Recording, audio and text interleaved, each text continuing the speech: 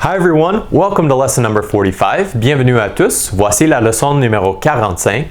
Dans cette leçon, on va parler de trois nouvelles propositions ou clauses en anglais, qui sont appelées the clause of result, la proposition de conséquence ou la proposition de résultat.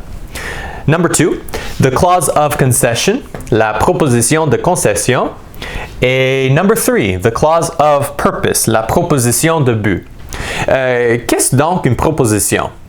Une clause ou une proposition est l'élément de base d'une phrase qui doit contenir un sujet et un verbe.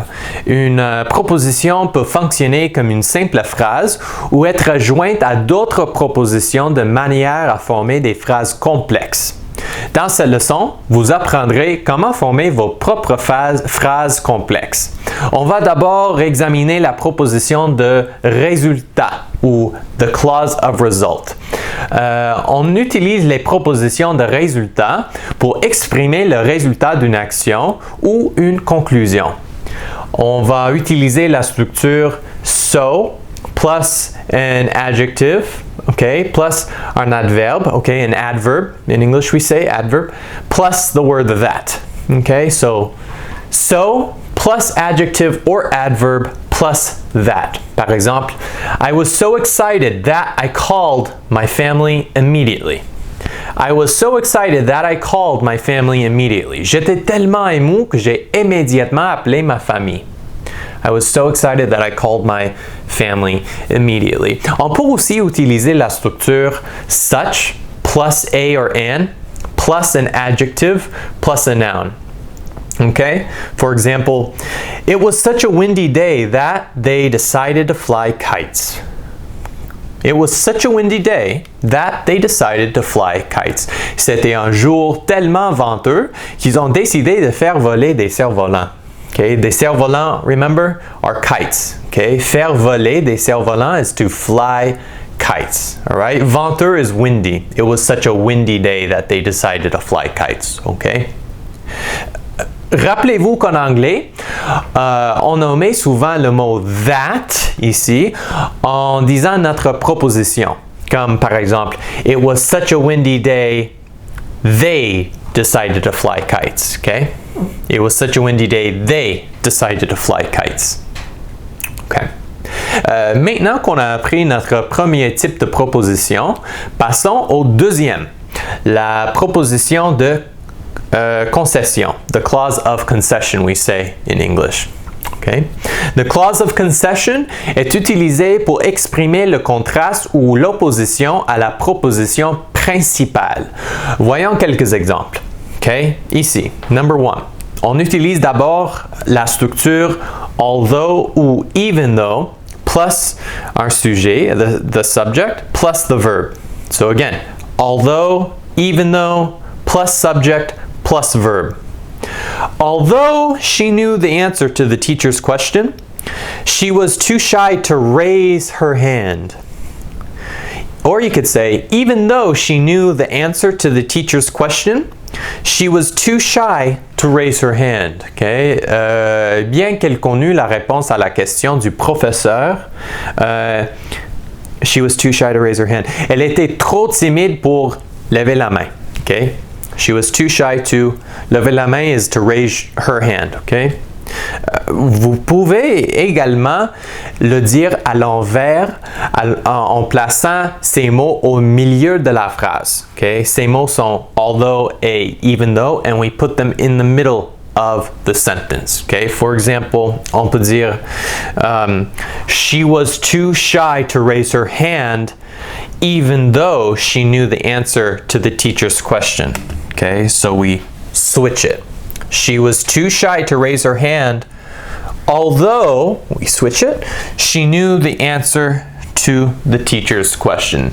Elle était trop timide pour lever la main, bien que, ou même si, okay, although or even though, bien que, même si elle connaissait la réponse à la question du professeur, even though she knew the answer to the teacher's question.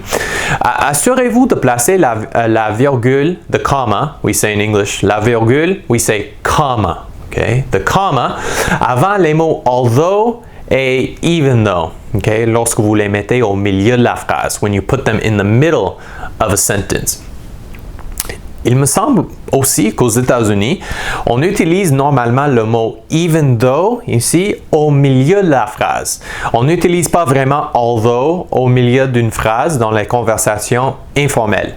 Mais au début de la phrase, oui, on dit généralement l'un ou l'autre.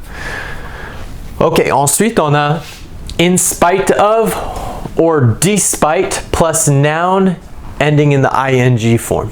Okay, so in spite of or despite plus noun and then the ing form. Okay, despite being, okay, being du verbe être from the verb to be in English. Be, right? ing. So this is a noun but with the ing. So it's a noun with the ing. Despite being, okay? It's not a verb, it's a noun. Okay? Despite being in the cold weather, we went swimming. Okay? So despite being in the cold weather, we went swimming. Okay? Malgré le temps froid, nous sommes allés nager. Okay? We went swimming. Malgré le temps froid, nous sommes allés nager. Despite being in the cold weather, we went swimming. All right? On peut aussi dire in spite of or despite plus the fact. Okay? In spite of the fact or despite the fact. For example, he denied his involvement in spite of the fact that he was caught on camera. He denied his involvement despite the fact, on peut aussi dire, despite of the fact that he was caught on camera. So you can say it both ways. In spite of the fact or despite the fact of. Okay? So, he denied his involvement. All right? Il a nié son implication. In spite of or despite the fact. In spite of. Malgré le fait. Okay? In spite of the fact. Malgré le fait. Despite the fact, en dépit du fait, okay, that he was caught on camera, okay, qu'il a été filmé avec une caméra, okay, that he was caught on camera, okay, so il a nié son implication malgré le fait qu'il ait été filmé, all right, despite the fact he was caught on camera. Okay, so we have the clause of result now. We have the clause of concession. And now we have the clause of purpose. So, maintenant que nous avons appris la proposition de résultat et la proposition de concession, voyons la proposition de purpose, the clause of purpose, la proposition de but. Okay, the clause of purpose. The clause of purpose est utilisée pour montrer l'objectif d'une action. La première structure est so as to ou in order to. Okay, in the negative form we say so as not to or in order not to. Okay, so as not to, in order not to. So as to, in order to. He drove fast so as to get to work on time. He drove fast so as to get to work on time. Or you could say he drove fast in order to get to work on time. Okay. Il conduisait vite afin de se rendre au travail à l'heure. Okay. He was driving or he drove fast so as to get to work on time. Dans ce cas, le verbe to get to work, right? To get to work, right? Signifie to arrive at work or to arrive to work. Okay. So, se rendre au travail signifie arriver au travail. To get to work means to arrive at work, to arrive to work. Okay? To get to work, we say in English. Examinons la structure suivante. So that plus can, may, or will. Okay? So that can, may, or will. All right? On utilise cette structure pour parler de quelque chose à l'avenir. You should go see a doctor so that he can tell you what is wrong. You should go see a doctor so that he can tell you what is wrong. Okay? Vous devriez aller voir le médecin pour qu'il puisse vous dire ce qui ne va pas. Okay? So, vous devriez, you should, aller voir, go see un médecin, a doctor, so that he can, pour qu'il puisse, okay, so that he can tell you, pour qu'il puisse vous dire what is wrong, ce qui ne va pas. Okay? All right, number 3. Et enfin, number 3. So that plus could, might, or would. Okay? So that plus could, might, or would. Right? On utilise cette structure pour parler de quelque chose qui s'est produit dans le passé. They signed up for karate classes, so we're talking about in the past. They signed up for karate lessons so that they could learn how to defend themselves. They signed up for karate lessons so that they could learn how to defend themselves. Okay? Ils se sont inscrits à des cours de karaté afin d'apprendre à se défendre. Okay? They signed up for karate lessons so that they could learn how to defend themselves. Okay?